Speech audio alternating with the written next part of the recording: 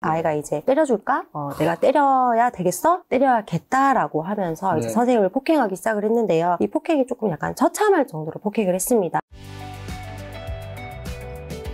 최근에 이제 교권 추락 관련 사건들이 워낙 많아서 김작가 맞아요. TV에서도 사실 잘 다루지 않는 내용이었지만 워낙 사회적인 중요한 이슈다 보니까 좀 제가 이야기를 나누면 좋을 것 같아서 또 서울 이제 법대 판사 출신 변호사님이셔서 워낙 여기 관련해서 또 최근에 인터뷰 하신 영상도 좀 봤거든요. 그래서 오늘 이제 교권과 관련해서 좀 여쭤보려고 하는데 일단 최근에 교권 추락 관련 대표적인 사건은 좀 어떤 게 있나요? 저희가 일단 먼저 저희 그 사무실에서 담당했던 사건이 첫 번째 이제 보도가 됐던 사건인데요.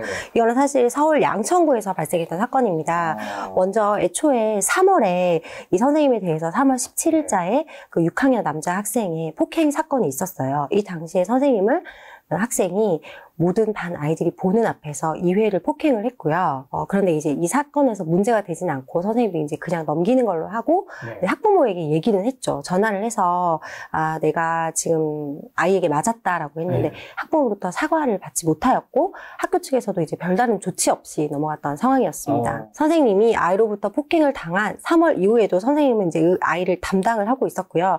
담임 선생님으로서 지도를 하다가 6월에 이제 사건이 발생을 합니다. 6월 30일에 이제 아이가 선생님을 폭행을 하게 된 것인데요.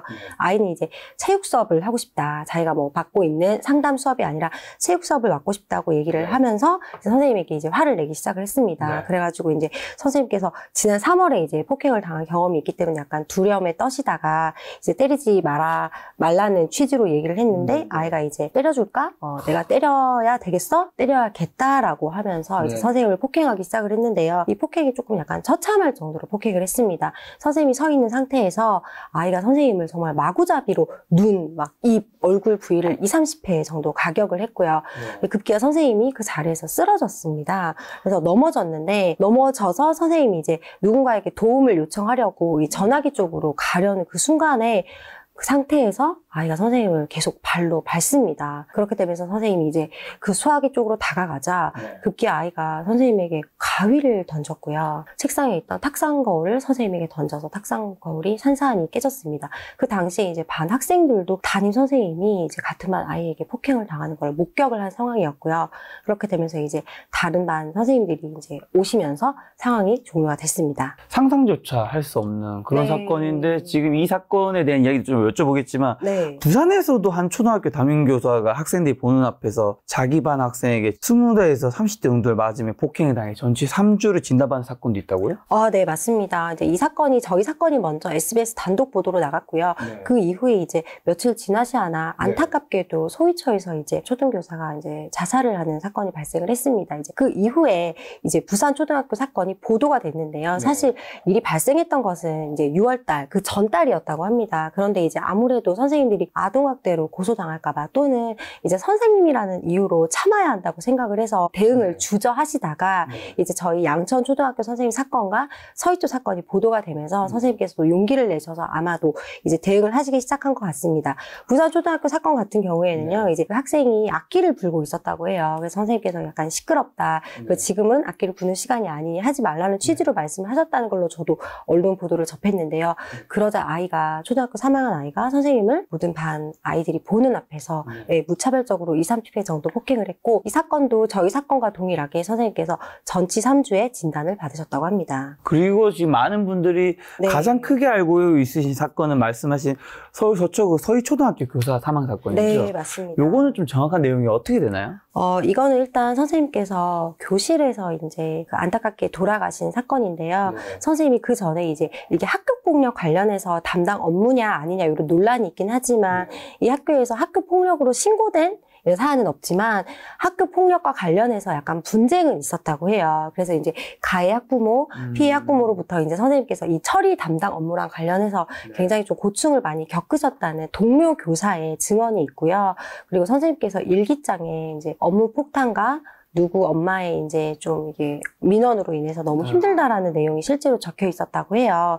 그래서 이 사건 관련해서는 아무래도 이제 선생님께서 이미 돌아가신 상황이다 보니까 이제 진상 조사가 좀 쉽지 않고 그런 면이 있다고는 하지만 아무래도 이제 개인사인지 또는 학교의 이런 여러 가지 업무와 관련된 것이 이제 결합돼서 증폭이 된 것인지 이 부분에 대한 이 처리가 좀 필요할 것 같고요. 이게 아무래도 이제 선생님께서 이제 산재나 이런 쪽으로 이제 이런 사유로 규명을 할 것인지 여부를 둘러싸고 사실 논란이 있기 때문에 네. 경찰에서도 소위초 선생님들 이제 전부를 대상으로 60여 명 전부를 대상으로 진상 규명에 나선다고 하니까요. 이 서위초 사건도 선생님이 이제 이런 죽음의 원인이 어느 부분에 더 이제 가중을 둬야 될 부분인지에 대해서 밝혀져야 될 필요는 있다고 생각이 됩니다. 서희초 사건 같은 경우는 어쨌든 선생님이 네. 개인적인 것과 이제 학생과 학부모님이 그런 것들이 어느 게 더 이제 가중치가 높았는지 이제 앞으로 이제 사건 조사를 통해서 이제 밝혀지는 네, 거일 텐데 맞습니다. 앞서 말씀해주신 서울과 이제 부산에 어떻게 보면 학생이 이제 선생님을 폭행한 말도 네. 안 되는 이 사건 자체는 명확한 거잖아요. 네, 그렇죠. 그럼 이제 이걸 일단 폭행한 학생은 남자 학생인가요? 아, 네. 일단 양천에서 발생한 네. 제가 담당하고 있는 사건 같은 경우에는 남자아이고요. 6학년 남자아이기 때문에 사실 6학년 남자아이 같은 경우는 거의 성인이죠. 네, 저보다 덩치가 크기도 하거든요. 네. 그래서 덩치도 크고 선생님 자체도 이제 그냥 보통의 여자 선생님이기 때문에 네, 제가 봤을 때도 이 아이는 특히 선생님을 막 무차별적으로 폭행을 하다가 선생님을 이렇게 들어서 내다 꽂았어요. 선생님 들어서. 들었어요, 내가 거였다고. 네, 들어서 바닥에 내팽개친, 내동댕이 친 그런 상황인데요.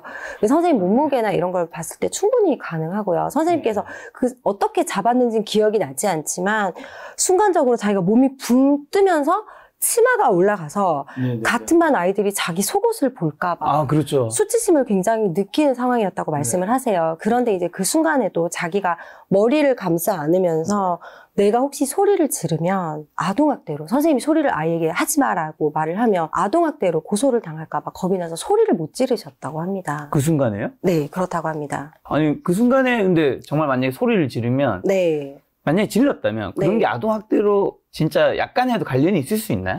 제가 봤을 때는 사실 제가 이 사건을 담당하게 된 게 제가 아동학대 전담재판부 판사 출신 변호사고요. 그래서 제가 이 사건을 처음에 담당했을 때도 선생님께서 이제 처음에 상담을 마친 후에 자기가 한 행위가 아동학대가 되는지 여부를 되게 걱정을 많이 하셨어요. 근데 제가 검토를 해본 결과 선생님께서 아동학대로 될 만한 행위가 전혀 없고 이 사안은 명백하게 아이가 이제 선생님을 폭행, 특수 상해를 한 사안이기 때문에 그럴 부분은 염려가 없다라고 말씀을 드렸지만 제가 이제 다른 동료 교사 선생님이나 이 사안에서 저희가 지금 교사 선생님들의 탄원서가 10,000장 가까이 저희 사무실로도 모였어요. 사실 10,000장이라고 하면 정말 어마어마한 탄원서인데요. 이 10,000분의 선생님들께서 제가 탄원서를 하나하나 읽어봤더니 다들 공통적으로 이제 이런 경험이 다들 있으셨던 거예요. 그런데 이제 저희가 이제 교육공무원법에 의하면 이제 교사의 직위 해제에 관한 규정이 있어요. 물론 직위 해제를 반드시 하는 것은 아니고 직위 해제를 할 수 있다라고 할 때 아동학대로 교사가 신고를 당한 경우에 직위 해제를 할 수 있는 규정이 있습니다. 그런데 현실적으로는 아무래도 이제 선생님이 아동학대로 고소를 당하면 그 아동과 선생님을 한 반에 같이 있는 것 자체가 약간 좀 부적절할 수 있고 누가 잘못을 했는지 잘잘못을 법원에 가서 판단을 받기 전까지는 사실 애매한 측면이 있잖아요. 그렇기 때문에 아마도 분리 조치가 우선된다는 면에서 현실적으로는 직위해제가 상당히 많이 이루어지고 있는 실정이라고 해요. 그래서 아무래도 아동학대를 신고하는 것 자체는 그냥 학대 행위라고 신고하는 거는 아무래도 신고자의 자유이고 이게 무고행위에 해당하는지 여부는 사실 나중에 별도 검토에 들어가야겠지만 일단 우리 판례 자체가 어느 정도 사실의 과장이라든지 허위 사실이 아니면 무고로 보고 있지는 않고 아예 허위 사실을 신고했다던가 없는 사실이라던가 이런 경우에 이제 타인을 이제 형사처분을 할 목적으로 수사기관에 신고를 하는 것을 무고죄라고 하는데요. 그렇지 않고 실제로 교사에게 약간 애매한 이제 행위가 있었다라고 하면 이제 아동복지법상 아동학대 행위냐를 두고 이제 해석을 하고 또 수사기관 또는 법원의 재판을 받아야 될 경우에는 일단 아동과 선생님을 분리할 조치가 필요하기 때문에 직위해제를 하고 있는 실정입니다. 그러면 때린 학생은 남자였고 이번에도 그 피해를 받은 선생님은 또 여성분이신 건가요? 네, 공교롭게도 부산에서도 초등학교 선생님 이제 폭행을 당한 선생님이 여교사였다고 합니다. 어떻게 보면 남자 아이가 사실 또 본인도 사실 본능적으로 남자 선생님한테 그럴 수 없다라는 거를 알기 때문에 그렇죠. 그러니까 더 어떻게 보면 재질이 나쁘다고 볼 수 있는데 네. 그러면 이제 위 사건 어쨌든 확실한 사건 서울 양천구랑 부산의 그 폭행 네. 사건은 네. 관련된 학생과 학부모는 그러면 어떤 처벌을 받았나요? 지금 현재 사실은 이제 3월에 관련해가지고는 이제 학교 측에 사실 이게 교권 침해 사건이 발생을 하는 거고요. 그렇게 되면 이제 학교장은 관할청에 이 교권 침해 사건이 발생했다는 것을 보고를 할 의무가 있습니다. 이제 보고를 받게 되면 교원이 요청하면 이게 형사 처벌 규정에 해당하잖아요. 폭행이라든지 특히 이런 상해가 발생한 경우에는. 그러면 사실 관할청은 교원이 요청하면 수사기관에 고발을 할 의무가 있습니다. 그런데 3월 같은 경우에는 이제 제가 교권보호위원회에 직접 참석을 해서 3월에 선행 폭행 사건, 양천초등학교에 있었던 이제 선행 폭행 사건에 대해서 관할청에 보고를 했냐는 질문에 학교 측으로부터 관할청에 서면으로는 보고하지 않았다라는 답변을 제가 정확히 들었고요. 그래서 사실 3월에 폭행 사건이 발생했음에도 불구하고 이제 이 사건에 대해서 제대로 처리가 되지 않았기 때문에 6월에 정말 큰 폭행 사건이 발생을 했던 것이고, 이 선생님께서 저희 사무실을 처음 찾아왔을 때도 사실 3월에 저는 그렇게 생각을 하거든요. 3월에 폭행 사건이 이미 발생을 했고 학교 측도 이 사실은 알고 있었단 말이에요. 그런데 관할청에 보고를 할 의무가 있음에도 불구하고 보고하지 않았고 또 학교 학부모로부터 선생님이 서가를 받지도 못했어요. 오히려 이제 그 사안을 두고 선생님의 탓을 하는 그런 발언을 좀 들으셨다고 해요. 근데 제가 이 사안을 들었을 때는 선생님이 탓을 할 만한 상황이 전혀 아니었어요. 3월 폭행 사건이 발생했던 사안은 어떤 사안이었냐면요. 이제 그 가해 학생이 이제 다른 학생과 이제 다툼을 하고 있었고 어떤 다른 학생이 일방적으로 맞고 있는 상황이었어요. 그래서 선생님이 그 싸움을 말리면서 하지 말라고 이제 때리지 말라고 하는 과정에서 선생님을 그 가해 학생이 학생을 때리다가 선생님을 폭행을 하게 된 그런 사안이었어요. 그런데 이제 그 학부모에게 왜 이제 이 부분에 대해서 폭행 사건이 발생했다고 말씀을 드렸더니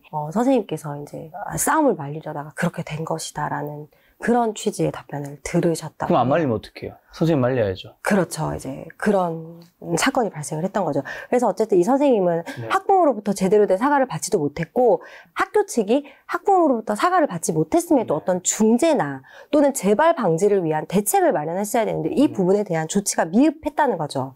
그래서 선생님께서는 이제 그때 당시에 3월에 그 전에는 단 한 번도 정신과 치료를 받아본 적이 없었어요. 평생 동안. 그리고 이 선생님께서는 담임 선생님을 이전에 6년 넘게 이제 연담임을 하셨고 9년차 선생님이시기 때문에 이미 사실 담임을 맡는데도 이미 어느 정도 노련하신 선생님이셨거든요. 그런데 자기가 이제 3월에 폭행을 당하고 나서 정말 내가 다시는 반 아이들 모두가 보는 앞에서는 맞고 싶지 않다라는 생각을 하셨대요. 그래서 이제 그 충격이 너무 커서 반 아이들이 보는 앞에서 담임 선생님이 사실 폭행을 한 사건은 사안이 중하잖아요. 그런데도 이제 학교 측으로부터 재발 방지에 대한 어떤 조치가 없었고 이제 그 와중에 3월, 4월, 5월, 6월 이제 다음 이제 2차 폭행이 있을 때까지 4개월 동안 사실 잠잠했던 것은 아니었어요. 이제 그 학생이 이제 툭하면 학생을 기분 나쁘게 하는 것도 아동학대다. 내가 오늘 기분 나쁘게 했으니까 선생님을 아동학대로 고소하겠다. 이런 식의 발언을 너무 많이 들으신 상태고 아동학대로 고소를 당하면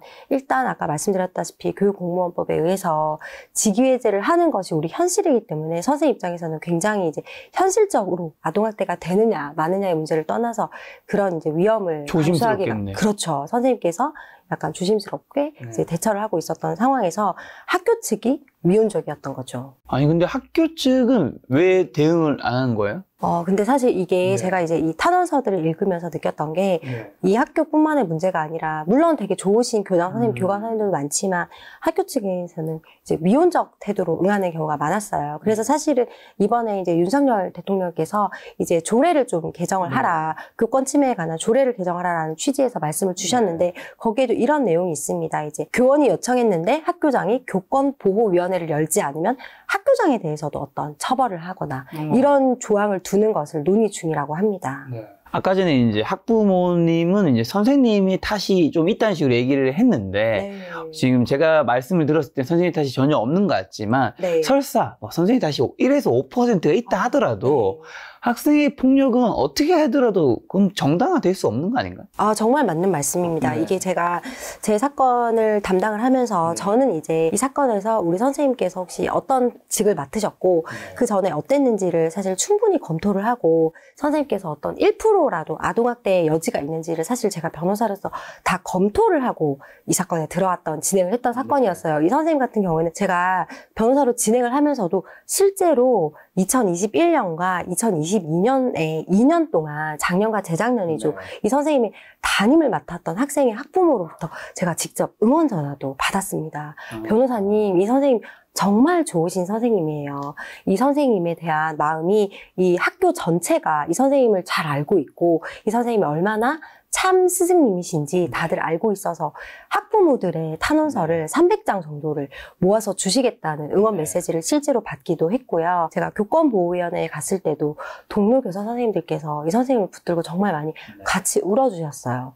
이 선생님이 담임 선생님이 같은 반 아이들이 모두 보는 앞에서 폭행을 당한, 정말 이것도 뭐 한두 대가 아니라 20, 30회 가량의 이제 무차별 폭행을 당한 사건이 발생했고, 이 선생님의 정신적 충격이 얼마나 크겠습니까? 그래서 이 사건 같은 경우에는 사실 다른 학부모나 동료 교사 선생님들의 응원과 지지가 굉장히 두터운 그런 사건이었습니다. 제가 이 사건을 이제 변호사로 진행을 하기 때문에 제 입장에서는 아무래도 우리 의뢰인에게 어떤 타격이 있지는 않을지 이런 부분에 대한 검토를 사실 충분히 거쳐서 들어갔던 사건이었는데요. 제가 이제 다른 탄원서를 봤을 때는 선생님도 아무래도 선생님이다 보니까 이제 학생에게 이제 대하면서 아까 우리 작가님께서 말씀 주셨다시피 1%나 5%의 잘못을 사실 할 여지가 있을 수도 있잖아요.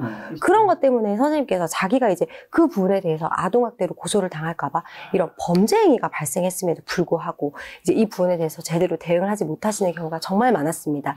사실 이거는 사실 의식의 문제이기도 한데요. 사실 2018년도에 미투 운동이 발생을 했잖아요. 그 전에 이제 성범죄에 관한 것도 사실 마찬가지예요. 이 성범죄의 특징 자체가 이제 피해자 진술밖에 없고 은밀한 공간에서 이제 남녀 두 사람에서 이제 당사자 간에 일어나기 때문에 CCTV가 없는 경우가 많아요. 그래서 이제 여자가 예를 들어서 강간으로 신고를 했다 그러면 네가 왜 모텔에 들어갔냐? 그러게 왜 네가 그 남자 방에 집에 갔냐? 이런 식의 발언, 피해자를 탓하는 발언이 굉장히 많았기 때문에 이제 피해자가 CCTV가 뭐 폭행 협박을 한다든지 그 강간 순간에 그런 자료가 있으면 당연히 신고를 하겠지만 이 은밀한 장소에서 두 사람 간에 일어나는 행위에 대해서 이제 피해자들이 신고를 하지 못했단 말이에요. 그런데 이제 2018년도에 미투 운동이 벌어지면서 이게 강간은 범죄 행위고 피해자의 잘못이 아니다. 범죄 행위에 피해자의 잘못을 탓하면 안 된다라는 의식이 사실 퍼졌고요. 미투 운동 후에 우리나라에서 이제 사실 피해자들이 강간이나 성추행, CCTV가 없어도 피해자 진술만으로 이제 유죄가 인정되거든요. 제가 사실 많이 받는 질문 중에 하나가 변호사님 이게 저밖에 당한 사람이 없고 제 진술밖에 없고 아무 증거가 없는데 이거 성범죄 이거 강간 당한 거 유죄로 인정되나요? 이런 질문 많이 받아요. 제가 드리는 말씀이 피해자가 목격했고 피해자가 당한 그 진술이 증언입니다. 피해자의 법적 증언이 가장 중요한 핵심 증거입니다라고 말씀을 드리거든요. 근데 그 전에는 이제 피해자 진술만으로 이게 증거가 된다는 인식도 없었고 또 피해자 탓을 하는 그런 분위기가 많았단 말이죠. 근데 제가 이 교권 사건을 담당을 하면서 김 작가님께서 너무 좋은 말씀을 주셨던 게 이 1% 내지 5%의 잘못, 선생님의 어떤 특히나 이 폭행 사건과 관련되지 않은 뭐 예를 들어 6월에 폭행 사건이 발생했는데 5월에 선생님이 이 학생에게 예를 들어 조금의 소지가 있는 그 문제가 될 수 있는 또는 부적절했던 이런 행위로 인해서 선생님들께서 범죄 행위 자체를 대응을 하지 못하는 것이 예전에 미투 운동과 많이 닮았지 않아 이런 생각이 많이 들었습니다. 저는 이번에 이제 변호사님과 인터뷰 질문을 이제 준비하면서 관련 영상과 기사를 보면서 사실 굉장히 좀 저도 모르게 막 화가 나던데 이와 같은 뭐 학교의 폭력이라든가 수업 방해, 성희롱 등의 사건이 굉장히 일부의 사실 이례적인 사건들이 이제 요즘 같은 SNS 시대 뉴스가 이제 퍼져가는 시대에 퍼진 거일 수도 있고 아니면 이게 정말 요즘에 점차 늘어난 사건일 수도 있는 거잖아요. 네, 맞습니다. 어느 쪽을 좀 봐야 되는 거예요? 사실은 제가 봤을 때는 약간 늘어나는 추세라고 보는 게 상당하다고 보고요. 그 이유는요. 사실은 우리 어릴 때는 사실 체벌 같은 게 훈육이나 체벌이 어느 정도 좀 허용이 됐었어요. 그렇죠. 특히 막 예를 들어서 뭐 쓰레기 교실 뒤에 막 버려져 있는데 여기 쓰레기 누가 버린 거야? 범인 안 나오면 자, 다 올라가는 거죠, 책상에. 그쵸. 반 전체가 올라가서 무릎 그쵸. 다 맞고. 그쵸. 다 맞고 눈 감아 누가 있는지 나올 때까지 때리고. 그래도 큰 문제가 안 되는 그렇죠. 문화가 있었죠. 맞아요. 예, 이런 문화가 사실 반 전체 단체기야. 또는 단체 체벌 이런 게 좀 어느 정도 소명이 됐고 그러다 보니까 이제 선생님의 교권이 어느 정도 좀 정립이 되어 있었고 선생님이 우리 학생을 지도하는 입장이고 우리가 정당한 생활지도 범위 내면 우리가 따라야 된다라는 인식이 좀 퍼져 있었단 말이에요. 그런데 사실 이게 문제가 됐던 거는 이 정당한 생활지도 범위를 어디까지 설정할 것인가 이 문제가 있어요. 선생님이란 지위 자체가 학생이 1차적 보호자는 학부모지만 선생님도 사실 학교에서는 보호자의 역할을 더불어서 하고 있잖아요. 그러다 보니까 아이에게 이제 공부, 학습에 관련된 부분만 가르치는 게 아니라 뭐 인성이라든지 여러 가지 생활지도도 겸하게 된단 말이에요. 그런데 생활지도 자체는 사실 타당한데 이제 약간 생활지도를 벗어난 선생님의 감정적인 체벌이라던가 또는 이 형법상 범죄 행위에 해당할 만한 범죄 행위가 사실 실제로 있었어요. 그러다 보니까 이제 아이들의 인권이나 이제 학생 인권 조례와 같은 거를 제정해야 된다라는 움직임이 있었고 그 이외에 여러 가지 이제 시도 강력지나 이런 자치도에서도 이제 그 학생 인권 조례를 이제 지자체에서 조례로 만들기 시작했단 말이에요. 그러면서 이제 아이들의 사생활이나 아이들의 인권에 대한 의식도 많이 높아진 거죠. 사실 저는 이 부분에 대해서는 되게 긍정적이고 이제 고양할 만한 일이다라고 생각을 하는 게 그 전에 사실 불합리한 선생님의 체벌도 모두가 참아야 된다. 이제 범죄행위, 선생님이 상해에 이를 정도로 예전에 사실 뉴스 기사를 보면 선생님이 이제 특히 뭐 너무 많이 때려가지고 엉덩이가 터져서 피가 난 그런 사실 사건도 있었잖아요. 우리 때는 사실 있었고 사실 그거는 근절되어야 할 문화가 맞고 그렇죠. 이런 부분을 이제 해야 되는데 아무래도 이제 아동 인권을 강조하다 보니까 이제 그 반대적으로 이제 선생님의 교권이 약간 이제 너무 약화되는 그래서 제가 봤을 때는 이번 사건을 계기로 선생님 역시도 범죄 행위의 피해자가 되면 안 된다라는 인식이 퍼져서 결국은 이 학생 인권 조례와 이 교권 침해 사건에 대한 여러 조례들을 개정을 하면서 우리가 균형점을 찾아가는 아마 그 시점이 정말 우리가 지금 현재 당면하고 있는 딱 중간점이 아닐까 이런 그렇게 그럼 생각합니다. 말씀하시는 교권 추락의 주요 원인은 어떻게 보면 아동 인권을 너무 높이다 보니까 자연스럽게 반대편에 있는 선생님 인권이 좀 내려간 부분이 있는 걸까요? 저는 그렇게 생각하진 않고요. 아동 인권을 높이면서 선생님의 인권이 존중받아야 된다는 것도 동시에 고려가 돼야 되는데 아동 인권을 높이다 보니까 이제 선생님의 어느 영역은 생활지도 또는 정당한 훈육인지 어느 범위는 범죄행위 아이의 그 학생의 선생님에 대한 범죄행위에 대한 이 경계선이 좀 불명했던 것 같아요. 그래서 선생님들이 이게 내가 정당한 생활지도라서 아동학대가 아닌지 여부에 대한 선생님 자체가 인식이 경계선이 명확하지 않은 거죠. 그래서 우리 선생님 같은 경우에도 제가 봤을 때는 아무래도 저는 이제 그 아동학대 전담 재판부를 하니까 이거는 이제 우리가 재판을 왔을 때 판사로서 내가 판결을 했을 때 이건 아동학대 유죄다 또는 아니다를 판단할 수 있는 저는 경계가 명백한데 선생님들께서는 그 경계가 불명하셨던 거죠. 그래서 이런 부분도 사실 선생님들께는 이런 부분까지는 정당한 생활지도 또는 훈육의 범위에 들어가고 이 범위를 넘어서면 선생님들께서 대응을 하셔야 되는 범죄 행위에 해당한다는 거를 이 부분에 대한 인식이 불명해서였지 아동의 인권을 강화했다고 해서 선생님의 인권이 약화됐다 이렇게 보기는 어려운 것 같습니다. 자, 인식 얘기해 주셔서 그러면 학생 인권 조례가 학생 한 명의 인격체로 바라본다는 점에서 긍정적인 평가를 받았지만 어떤 부분에서 교사의 정당한 교육권 좀 침해하고 있는 건가요? 네, 이제 학생 인권 조례는 사실 학생들의 인권을 존중한다는 의미에서 굉장히 의미 있는 조례라고 볼 수 있고요. 사실 근데 이제 그 차별금지와 사생활 이제 자유 관련 조항이 이제 이것을 사실 법의 해석과 관련된 부분이거든요. 아이들의 사생활을 어디까지 이제 인정해 줄 수 있느냐. 우리 옛날에 어릴 때 뭐 헌법 같은 거 학교에서 뭐 사회문화 이런 거 배울 때 하잖아요. 내 자유는 어디까지 보장될 것인가. 사실 정답은 하나거든요. 남에게 피해를 주지 않는 선에서. 학생들의 사실 사생활 침해를 이제 당하지 않을 자유라던가 학생들의 인권도 선생님의 인권에 피해가 가지 않을 정도라는 이 경계선이 명확하면 분명하게 해결될 문제인 것 같습니다. 근데 제가 듣기로 특정 학생을 칭찬할 시에는 차별을 주장할 수도 있고 수업 중에 휴대폰을 못 쓰게 하며 사생활 침해를 항의할 수도 있다고요. 말이 제가 생각했을 때 좀 안 되는 것 같긴 한데. 아무래도 선생님들이란 지위 자체가 1대1로 학생을 가르치는 게 아니라 많은 학생들을 선생님께서 일관된 원칙 아래에서 가르쳐야 되잖아요. 그런데 이제 이 학생은 되고 이 학생은 안 되고 이렇게 지침을 정하기도 어렵고 하다 보니까 이런 문제가 발생한 것 같습니다. 학생인권 조례에 또 학생들 상벌점을 할 수 없는 지역 도 있다고요? 학생 인권 조례에 의해서 학생들 상벌점을 할 수 없는 지역도 사실 있는데요. 사실 여기서도 굉장히 큰 어려움을 겪고 있다고 해요. 현실적으로 학생이 뭔가 잘못을 했을 때 학생에게 제재를 할 수 있는 그런 수단이 없다는 거죠. 그러다 보니까 뭐 잘해라, 뭐 말로 하지 말라 이렇게 하면 뭐 아동학대다, 아동학대로 고소하겠다, 뭐 기분 나쁘니까 고소하겠다 이런 식으로 하고 왜 쟤는 되고 쟤는 안 되고 이런 식의 얘기가 많거든요. 사실 이게 우리가 예전에 배웠던 이제 법률과 관련된 거기도 하는데요. 이제 합법에서는 평등이 주장이 될 수 있지만 불법 앞에 평등이 없다라는 이 법률의 명제가 있어요. 무슨 말이냐면 예를 들어서 두 명이 같이 뭐 과속을 하다 갔어요. 그런데 예를 들어서 60km로 이제 달려야 되는 도로에서 얘도 80km, 얘도 80km로 달리고 있는데 경찰이 와서 이 두 번째 차만 이 가쪽에 있는 차만 잡았단 말이에요. 그랬을 때 이 사람이 저 사람도 속도 위반했는데 저 사람도 잡아야지. 그러니까 나는 처벌받지 않겠다라고 하는 거는 허용될 수 없어요. 왜냐하면 불법 앞에 평등은 없거든요. 이런 거랑 마찬가지로 이제 학생들 같은 경우에도 쟤는 왜 봐주고 나는 처벌하지 않냐. 이게 사실 차별금지 조항과 관련된 거예요. 왜 쟤는 되고 나는 안 되냐. 왜 쟤는 벌점을 안 주고 나만 벌점을 주냐. 애들이 이런 거를 주장을 하기 시작하면 사실 한도 끝도 없이 이제 학생들을 이제 가르치기가 어려운 상황이 되는 거죠.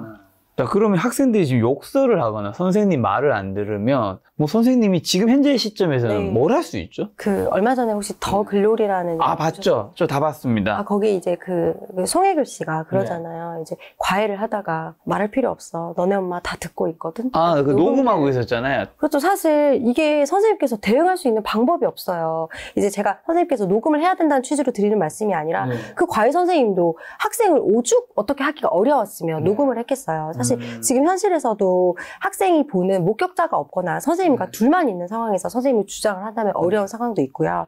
그래서 지금 현실적으로는 학생이 욕설을 하거나 학생이 선생님을 때렸을 경우에 대응하는 방식이 그렇게 많지가 않습니다. 따라서 학교 측이 이제는 이제 미온적으로 대처하는 것을 그만하고 이런 범죄 행위에 대해서는 좀 강력하게 학교 측도 같이 선생님과 대응을 하시는 것이 필요한 시점인 것 같습니다. 그러면 만약에 그런 어떤 학생과 선생님이 이제 사건이 있었는데 어쨌든 둘 중에서는 우리가 사회적으로 학생을 약자로 보잖아요. 그러다 보니까 아무래도 아동인권을 강화하려고 노력했을 텐데 아무래도 아동은 아무래도 좀 성숙하지 않은 아직 단계이다 보니까 아무래도 세상을 자기 중심적으로 보고 있었던 사건도 좀 가장할 수 있잖아요. 근데 실제 사건은 선생님이 잘못한 게 아닌데 아동을 뭔가 가장해서 막 얘기해가지고 선생님이 마치 잘못한 것처럼 되면 둘은 다른 얘기를 하는 거예요. 충분히 그럴 수 있습니다. 그럴 때는 만약에 이제 법조계에서는 이걸 어떻게 해요? 증거나 이런 게 없으면 어떻게 판단이 돼요? 사실 뭐 이게 아동을 상대로 한 성범죄 같은 경우에도 이제 녹화를 해요. 피해자 진술을 받을 때 녹화를 하고 이제 녹음을 하거나 이런 절차가 있어서 이제 한 번 진술하는 게 아니라 이제 여러 번 증언을 하게 되고 그렇기 때문에 그 과정에서 사실 충분히 밝혀질 수 있습니다. 그리고 이제 아동 얘기를 하더라도 이제 아무래도 법률가는 오랫동안 그 일을 한 사람이기 때문에 어떤 진술에 있어서 일관되지 않은 점이라던가 경험칙상 이제 우리의 이제 납득할 수 없는 이유라던가 이런 부분에서 조금 더 아동에게 질문을 하다 보면 그런 부분은 충분히 이제 사실 밝혀지기는 합니다. 언론 내용 보면 학생이 어쨌든 지금 선생님에게 하는 교권 침해 내용이 주요한 내용이긴 한데 어쨌든 학생이 위에는 학부모님이 있는 거잖아요. 그렇죠. 그 학부모님의 교권 침해가 이런 분위기를 좀 만든 것도 좀 있나요? 아무래도 요즘은 또 자녀가 한 명밖에 없다 보니까 너무나도 귀하게 키우다 보니까 가정교육과 아이에 대한 교육은 가정교육과 학교교육이 저는 모두가 이제 어우러질 때 아이에 대한 교육이 최고로 발현이 된다고 보는 사람이거든요. 아무래도 아이가 이제 선생님을 때렸다라는 사실을 듣게 되면 학부모가 1차적 보호자인 학부모가 이런 부분에 대해서 아이에게 가정에서 조금 더 주의를 주고 하면 상황이 나아지겠죠. 만약에 저희 이제 양천 초등학교 선생님 같은 경우에도 학부모가 3월에 아이가 선생님을 폭행했다는 사실을 들었고 그런 경우에 이제 집에서 아이가 집에 하교를 했을 때 엄마가 이런 사실을 들었다. 이런 부분에서 네가 선생님에게 제대로 사과를 하는 것이 맞고 앞으로는 이런 행위를 다시 하지 말도록 하여라라는 보호자가 가정교육이 잘 이루어졌으면 아무래도 이제 아이가 그 이후에도 선생님을 지속적으로 이제 아동학대로 고소하겠다는 선생님을 폭행하는 이런 사건을 발생하지 않을 것이 확실하지 않을까 그런 생각이 듭니다. 전 만약에 제가 자녀가 아직 없지만 결혼을 안 했기 때문에 그런 일이 있다면 혼내는 정도가 아닐 것 같은데. 그럼 학부모 악성 민원도 큰 고통이라고 들었는데 그 현실은 좀 어떻고 악성 민원 좀 어떻게 대처해야 될까? 제가 듣기로 그 학부모님들이 이제 학생의 어떤 관련된 문제는 선생님에게 휴대폰으로 전화를 한다고. 요즘 여러 가지 이제 민간 앱이 있어요. 민간 앱이 있어서 선생님께서 이제 자기 개인 핸드폰을 공개하지 않고 학교로 바로 전화가 연결되는 그런 시스템도 있고 사실 카카오톡으로 이제 연락하는 게 아니라 그 민간 앱에서 선생님한테 이제 채팅을 걸 수 있는 그런 앱이 있는 학교도 있어요. 근데 그와 달리 아무래도 이제 학생에 대한 발빠른 대처를 원해서 이제 선생님께서 이제 그 전화번호를 공개하는 경우도 있어요. 그런 경우에는 사실 퇴근 후라던가 주말이라던가 이런 때도 학부모에게 굉장한 민원에 많이 시달린다고 합니다. 서희도 사건 같은 경우에도 이제 자기가 이제 학부모로부터의 이제 민원에 시달렸다는 동료 교사의 증언도 있고 사실 일기장에도 비슷한 내용이 이제 취지의 기록이 있거든요. 네. 선생님은 어떻게 보면 퇴근 후에도 네. 업무가 끝나지 않는. 네. 아무래도 이게 그 선생님이라는 직업 자체에 대한 이제 윤리성에 관련된 거기도 한데요. 우리가 선생님도 사실 직업 중에 하나잖아요. 그렇죠. 사실 직업에는 귀천이 없고 모든 직업은 다 귀하지만 이제 선생님이라는 직업 뿐만 아니라 어떤 역할, 지위를 부여하는 것 같습니다. 직업이 아니라 선생님은 아이를 24시간 잘 키우도록 끊임없이 교화하고 모든 것을 참아야 되고 이런 아무래도 이제 유교적 사상 같은 게 조금 있다 보니까 선생님에게 그런 주말에도 아이에게 무슨 일이 생기면 선생님에게 연락해야 된다.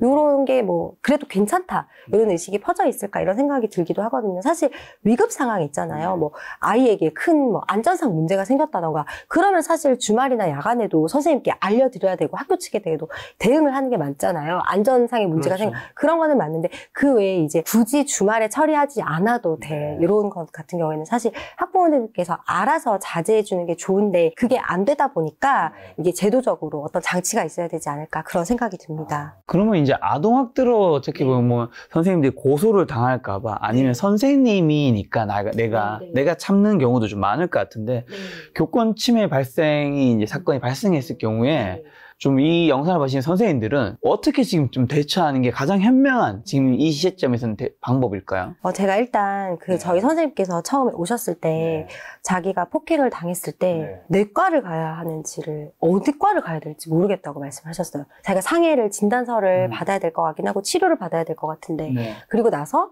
자기가 어디에 신고를 해야 될지 모르겠다고 말씀을 주셨어요. 그럴 것 같아요. 왜냐하면 일단 그런 일은 거의 없으니까 사실은 그리고 기존에는. 3월에 학교장에게 보고가 갔는데도 불구하고 이미 보호를 못 받았잖아요. 선생님 오죽하셨으면 저희 사무실을 찾아왔겠어요. 저희 선생님께서 사무실을 찾아오셔서 제가 사실 첫 상담을 잊을 수가 없는데요. 자기가 교조 측이나 다른 데서 변호사를 막 소개를 해주겠다고 소개를 정말 많이 받았대요. 그런데 저희 사무실을 찾아온 이유가 정말 진심을 다해서 해결되지 않았던 자기는 설레가 있고 변호사님은 자기 사건을 정말 진심을 다해서 해결을 해줄 것 같아서 오셨다는 거예요. 그 말을 사실 뒤집어 보면 잘 해결이 되지 않는 사례를 자기가 9년 동안 교사를 하면서 너무 많이 봤다는 말이었어요. 그래서 제가 이제 드리고 싶은 말씀은 일단 교권 침해 사건이 발생을 하면요. 일단 학교장에게 먼저 보고를 하셔야 됩니다. 그리고 학교장에게 보고를 하면 우리 선생님 사건처럼 학교장이 그 상태에서 무마시키거나 그냥 흐지부지 하는 경우, 그런 경우 미온적으로 대처하는 경우가 되게 많거든요. 그런데 학교장은 관할청에 이런 교권 침해 사건이 발생하면 반드시 보고를 할 의무가 있습니다. 선생님께서는 이 부분을 인지를 하셔야 되고요. 교권 침해 사건이 발생을 하면 내 사건이 관할청에 보고가 되었는지 여부를 확인을 하실 의무가 있습니다. 그리고 관할청 같은 경우는 이렇게 형사 처벌 규정에 해당하는 폭행 사건이나 상해 사건이 발생을 하면 교원이 요청하면 선생님께서 고소하는 방식이 아니라 학교 측에서 알아서 뭔가 처리를 해줘야 되지 않겠습니까? 학교 측에서 관할청이 교원이 요청하면 고발 절차를 진행을 할 수가 있어요. 그렇게 되면 선생님은 따로 변호사를 찾거나 고소하지 않아도 학교를 통해서 형사 절차로 제대로 된 법률 절차로 나아가는 방법이 있거든요. 그래서 이 부분에 대해서 일단 선생님들께서 좀 아셨으면 좋을 것 같고요. 그리고 선생님들께서 일단 폭행이나 상해같이 이렇게 안전상의 문제가 생기면 일단 먼저 정형외과를 방문을 하셔야 됩니다. 정형외과를 방문을 하셔서 이렇게 폭행 사건이 발생하면 특히 안에 내부 골절 같은 게 발생할 수도 있거든요. 정형외과를 방문을 하셔서 진단서를 일단 받으면서 그 부분에 대해서 어쨌든 어떤 경위로 폭행 사건이 발생하게 됐는지 의사에게 이런 부분을 좀 간단히 하시면 의무 기록에 그게 다 기록이 되거든요. 그런 부분을 좀 남겨두시는 거지. 추후에 혹시라도 이제 아동학대로 역고소를 당했을 때 어떤 사건이 있었는지 대해서 의사의 진단서가 나중에 법정에서 증거 자료로 쓰입니다. 그래서 그런 부분을 진술을 좀 자세히 하시면서 병원을 방문하시는 것이 좋겠습니다. 선생님들께서 이런 사건이 발생했을 때 어떻게 대응할지 모르시더라고요. 제가 봤을 때는 이 부분을 교육부랑 이제 학교가 서로 협력을 해서 저도 사실 이 부분에서 연구를 하고 있는데 딱 이런 폭행 사건이나 교권 침해 사건이 발생했을 때 매뉴얼을 10가지 정도 어디에 신고를 하고 어떤 절차를 받을 수 있고 교권 회복 조치는 어떻게 받을 수 있고 내가 요양은 어떻게 할 수 있고 비정기 전보 조치가 가능한지 내가 병가는 얼마나 쓸 수 있는지 이런 상황에 대해서 10가지 매뉴얼을 함께 만드는 그런 절차를 진행했으면 좋겠습니다. 변호사님 말씀 들으니까 당연히 그렇게 해야 될 것 같은데 저는 그렇게 하지 못해도 선생님 마음이 약간 좀 이해가 가는 게 어떻게 이 학교장한테 보고를 해야 되는 건데 어쨌든 이 학교장은 어떻게 보면 선생님이 뭔가 고가라든 이런 걸 결정짓는 이제 분인 거잖아요. 그런 분이 이제 어쨌든 내가 보고를 했는데 위 간화죄 신고를 안 했는데 그걸 재차 또 요청을 한다라는 게 쉽지 않을 수 있을 것 같기도 하고 그 다음에 또 이게 내가 뭔가 이야기를 했을 때 학교 내에 소문이 더 퍼지면서 뭔가 내가 학생한테 그런 거를 당한 좀 그런 이미지가 씌워지는 게 2차 피해인 거죠, 사실. 그래서 선생님이 위에 그런 걸 당연히 해야 될 권리를 못 누리는 게 있지 않을까. 네, 정말 맞습니다. 그래서 차라리 이 절차를 이제 지금 우리 교원지휘법에 의하면 보고할 의무가 있다고 되어 있지 이 부분에 대해서 보고가 되어 있는지 여부를 선생님에게 필수적으로 통지하는 절차는 없거든요. 제가 봤을 때는 학교장은 관할청에 보고할 의무가 있으므로 보고를 한 이후에 선생님에게 통지하는 절차를 추가하는 법 개정이 일어나면 어떨까 무조건 있어야 될 생각도 것 같네요. 네, 좋은 생각인 것 같습니다. 자, 그럼 좀 추가로 형사 민사적으로 그런 나쁜 짓을 하는 학생에게 어떤 대처를 좀 할 수 있나요? 네, 사실은 이게 아까 말씀드렸다시피 관할청이 고발하는 제도와 별도로 그 촉법 소년의 학교장 같은 경우에는요, 관할 소년부에 바로 교장 선생님이 통보를 할 수도 있어요. 이렇게 사실 형사 절차가 진행이 되기도 하고요. 이제 교권보호위원회를 거쳐서 학생에 대해서 뭐 학급 교체라던가 전학 조치를 취할 수 있고 또 고등학생에 대해서는 이제 퇴학 처분까지 할 수가 있거든요. 이건 사실 학교 측에서 해줘야 되는 절차에 해당하고요. 이제 그와 별도로 선생님께서는 이제 학생을 상대로 형사 고소를 진행을 할 수도 있습니다. 형사 고소를 진행을 하게 되면 이제 촉법 소년에 해당하는 경우에는 이제 법원 소년부로 이제 송치가 돼서 이제 진행이 되게 되는데요. 사실 우리가 소년원 하면 되게 겁내는 경우 많잖아요. 뭐 소년원 송치, 뭐 장기 소년원 그런데 사실 소년부를 법원, 가정법원 소년부를 따로 두고 있는 거거든요. 소년부에서 하는 역할이 이제 소년의 처벌의 목적이 있기도 하지만 그와 동시에 이 소년이 올바른 시민으로 자라날 수 있도록 교화에도 초점이 맞춰 있습니다. 따라서 이 학생 같은 경우에도 사실 3월 폭행 사건에 어느 정도 교화가 들어갔으면 이렇게까지 큰 사건이 벌어지지 않았을 텐데 이 학생으로서도 사실 자기 인생에 있어서 어떤 큰 충격으로 다가올 수 있는 사건이라고 저는 보고 저는 또 사실 반 학생들 있잖아요. 그 담임 선생님을 지켜봤던 그 반 학생들도 사실은 엄청난 피해를 봤다고 생각하는 사람 중에 하나거든요. 그래서 이게 애초에 3월에 이제 이런 교화 처분이 일어났더라면 조금 더 좋았지 않았을까라고 생각이 돼서 이 형사 고소를 하는 것이 꼭 처벌만을 원하는 것이 아니라 이 아이에게 교화를 하는 수단이 될 수도 있어서 조금 더 적절하게 법적 도움을 받는 것이다라는 생각을 좀 가졌으면 좋겠고요. 근데 사실 이게 문제가 있는 게 이 피해 학생을 상대로는 이 형사적으로 고소를 할 수가 있는데 이제 학부모를 상대로는 사실 학부모가 선생님에게 직접적으로 가해행위를 했다던가 이 형사처벌 규정이 하지 않았으면 현재로서는 이 형사적으로 그 학부모에 대해서 처벌을 할 수 있는 규정은 없습니다. 하지만 이번에 이제 윤석열 대통령께서 이 교권 침해 조례에 관한 여러 가지 교권 강화를 하면서 학부모에 대해서 이거를 방치했을 때 이렇게 여러 가지로 방임한 선생님에 대한 폭행 사실을 알고도 계속 방임한 정황이 이제 인정이 되면 처벌 규정이나 좀 이런 규정을 두어야 되지 않을까 이런 논의가 진행되고 있는 것은 상당히 바람직한 절차라고 보고요. 또 이와 별도로 이제 그 선생님은 이제 그 피해 학부모를 상대로 민법 755조에서 이제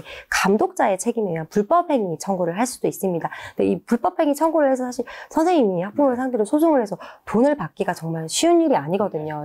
변호사도 선임해야 되고 이런 부분이 있는데 변호사를 선임하기 앞서서 학교 측에서요. 교권보호위원회에서 내가 소송 비용이나 또는 치료비 또는 위자료 등을 청구할 수 있는 절차가 있습니다. 따라서 선생님들께서는 이 절차에 대해서 숙지하시고 내가 꼭 학부모를 상대로 민사로 소송을 제기하지 않더라도 내 치료비나 여러 가지 위자료나 이런 정신적 피해 보상에 대해서 학교 측을 상대로 관할청으로부터 먼저 비용을 받고요. 관할청이 나중에 학부모를 상대로 구상권을 청구해서 그 부분을 받게 되거든요. 이런 절차가 있으니까 적극적으로 활용해 보셨으면 좋겠습니다. 학생들이 뭔가 어쨌든 잘못을 했을 때 그걸 처벌하지 않거나 교정하지 않게 되면 학생들은 어떻게 보면 그것도 미성숙한 나이 때는 네. 내가 그래도 되는구나. 네. 아무 문제 없구나 하면서 다음에 또 반복하기 때문에 꼭 그런 네. 교정 작업이 필요한 것 같네요. 네, 그게 그런 얘기도 있더라고요. 사실 이제 저도 이제 사춘기 아들을 키우는 엄마로서 사실 많이 겪는데요. 그 아이가 마트 같은 데서 이렇게 바닥에 누워서 막 떼쓰면서 저거 사줘 막 이렇게 막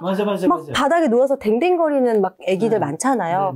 그런데 그 아이들의 심리가요. 사실은요. 어른이 자기를 일으켜 세워서 그 행동을 그만둬 주기를 바라는 심리가 있대요. 왜냐하면 자기도 모든 사람들이 다 지나가는 곳에서 떼쓰고 싶지 않은 심리가 있대요. 처음에는 물론 저걸 사달라, 장난감을 사달라고 떼쓰면서 누웠는데 하다 보니까 자기도 이거 뭔가 멋쩍어서 아무도 말리지 않는데 중단하기도 못하고 그런데 남들이 자기를 다 쳐다보고 그 순간 아이는 누군가 어른이 이건 잘못된 거라고 하면서 따끔하게 혼을 내서 일으켜 세워주길 바라는 심리가 있다고 해요. 저는 사실 청소년기도 마찬가지 심리가 있지 않을까 해요. 누구나 사람은 자기 자아에 대한 인식이 있고 내가 누구에 대한 인정 욕구라는 게 있잖아요. 그 사람이 뭔가 꼭 보상이 따라야지만 어떤 행위를 하는 건 아니잖아요. 누구에게든 성취 욕구, 자아에 대한 인정 욕구가 있기 때문에 아이들에게도 이런 자아 욕구가 있음을 인정을 하고 이 아이가 잘못된 행동을 할 때는 어쩌면 이 아이도 누군가는 자기 행동을 멈춰주기를 어른이 나서서 자기가 통제 못하는 자기를 멈춰주는 걸 바랄지도 모른다는 생각이 저는 가끔 들어요. 그래서 이럴 때는 오히려 선생님들께서 아이에게 끌려다니시기보다는 아이도 원할지도 모르는 자기 자신에 대한 사람이 자기 자존감은 자기 자신에 대한 만족감에서 오거든요. 자기 자신이 마트에 누워서 떼를 쓴다던가 자기 자신이 담임 선생님을 폭행하는 자기 자신을 돌아보면 아이 역시도 자존감이 낮아지는 트라우마가 되는 결과가 된다고 봅니다. 따라서 선생님들께서는 이런 사건이 발생했을 때 나 자신을 보호한다는 측면뿐만 아니라 이 가해 학생에게도 오히려 더 보호해 줄 수 있는 내가 그런 역할을 한다는 생각을 가지시고 좀 더 적극적으로 대처하실 필요가 있다고 봅니다. 그리고 말씀하신 윤석열 대통령이 교권 강화를 위해서 교육부 고시 제정과 교권 침해하는 불합리한 자치조례 개정 추진을 지시했는데 이건 좀 어떻게 보세요? 지금 현재 상태로서는 제도가 있더라도 거기에 통지 절차가 없다라던가 선생님들께서 제대로 안내 받으시지 못하다던가 이런 부분에 약간 미비점이 있기 때문에 굉장히 고무적인 일이라고 생각하고요. 우리 윤석열 대통령께서 교권 침해 행위에 관심을 가지시고 이런 선생님께서 폭행을 당하셔도 말씀을 못 하시는 부분에 대해서 적극적으로 이런 조례를 개정하라고 하신 부분에 대해서 굉장히 긍정적이고 저는 적극 찬성합니다. 자, 그럼 외국에서는 뭔가 이런 문제 학생들 좀 어떻게 잘 관리하는 방법이 있을까요? 외국에서는 사실 교내에서 이런 형사처벌 규정에 해당하는 행위가 발생하면 훨씬 강하게 대응을 하고 있습니다. 사실 우리나라와 달리 외국에는 사실 총을 소지하는 것이 허가되는 곳도 많잖아요. 그래서 좀 더 위험에 대한 이제 경각심이 좀 더 높은 것 같고요. 그래서 미국이나 영국이나 프랑스 같은 경우에는 학생이 교권 침해 행위에 대해서 이제 무관용 원칙으로 바로 배제를 하고 수업에서도 배제하고 그런 처분이 내려진다고 하고요. 영국에서는 이제 합리적 물리력 규정이라고 해서 이제 교권 침해 행위가 발생을 했을 때 학생의 팔을 끌고 교실 밖으로 나아가게 하는 교사의 물리적 행위로 허용이 된다고 합니다. 저희 갑자기 지금 물리력 얘기해 주셔서 만약에 학생이 이제 여자 선생님을 폭행을 하고 있어요. 근데 그걸 지나가던 남자 선생님이 본 거예요. 그럼 당연히 말리겠죠? 근데 말리는데 학생도 키가 크니까 요즘 애들은 그걸 계속 덤벼들어. 그 남자 선생님이 걔를 말리는 거를 조금 넘어서 약간의 폭행으로 뭔가 제압을 하려고 한다. 이렇게 되면 이게 법적으로 문제가 되나요? 네. 아무래도 문제가 됩니다. 우리나라는 이제 정당행위라고 해서 이제 자신이나 타인을 방어하기 위한 정도로는 가능해요. 예를 들어서 뭐 어떤 사람이 다른 사람을 폭행했을 때 이걸 막는다든지 못하게 이렇게 피하는 사정에서 손을 잡는다든지 이 정도는 되는데 적극적으로 이 사람을 때린다? 이러면 이제 폭행으로 처벌이 쌍방 폭행. 네, 그렇죠. 그렇다 보니까 아마도 사실 되게 애매한데 학생을 막는 과정에서 아무래도 신체적 물리력이 가하다 보면 그거 자체가 이제 폭행으로 의율이 될까 봐 겁이 나는 부분이 있는데 그것은 판사님들께서 알아서 잘 판단하십니다. 알겠습니다. 그리고 가시기 전에 좀 궁금한 게 우리 특히 남자들은 이제 40대 넘어간 분들은 어릴 때 남자 학생 선생님한테 좀 많이 맞았잖아요. 그때는. 그때는 사실 사회적으로도 문화적으로도 그런 게 어느 정도 용인되는 부분들이 있었는데 그러다 보니까 저희 같은 세대 분들은 그 사건들을 보면 요즘 애들이 안 맞아서 체벌이 없으니까 애들이 선생님 무서운 줄 모른다 이런 얘기도 좀 한단 말이죠. 주변에서 많이.